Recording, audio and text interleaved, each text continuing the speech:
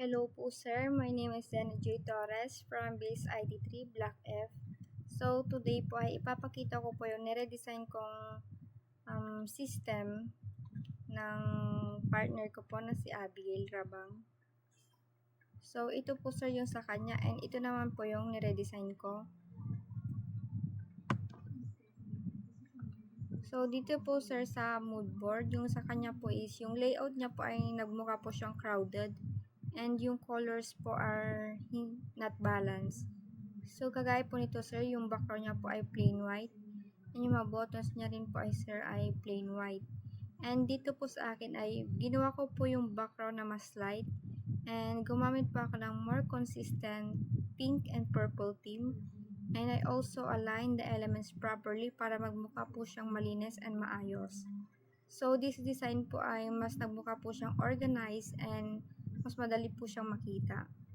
And next po ay ito pong homepage.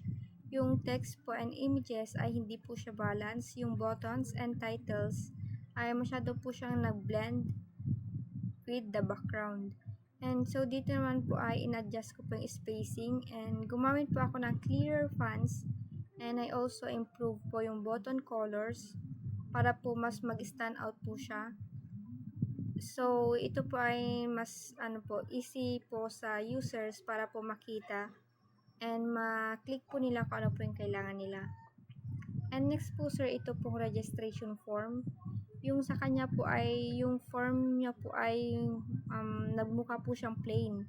And yung text fields po ay hindi po siya clearly labeled.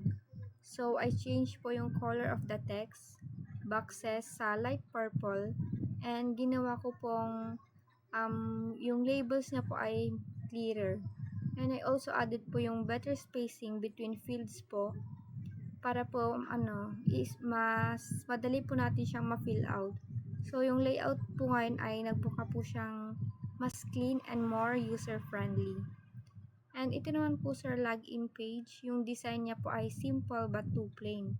Yung background and text colors niya po ay masyado po siyang too close. So, para pong mahirap po siyang basahin. So, dito naman po ay nag-add po ako ng rounded shapes and borders sa login box. And gumamit po ako ng slightly darker color for the text para po magmukha po siyang modern, readable, and visually appealing. So, iraran ko po yung sa kanya.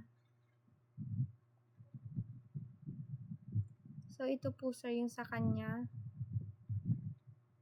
And, makikita din po natin sir na wala po siyang back button. Yan po. Tapos maglalagin. Yan po sir. So, hindi po natin siya mababack. And so, yung ginawa ko naman po sir ay ito po. Register. So, nilagyan ko na po siya ng back button. Yan po.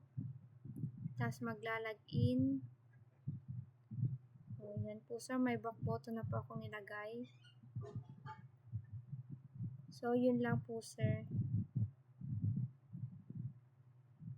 Ito po yung before and ito po yung after na na-redesign ko po. Thank you po sir.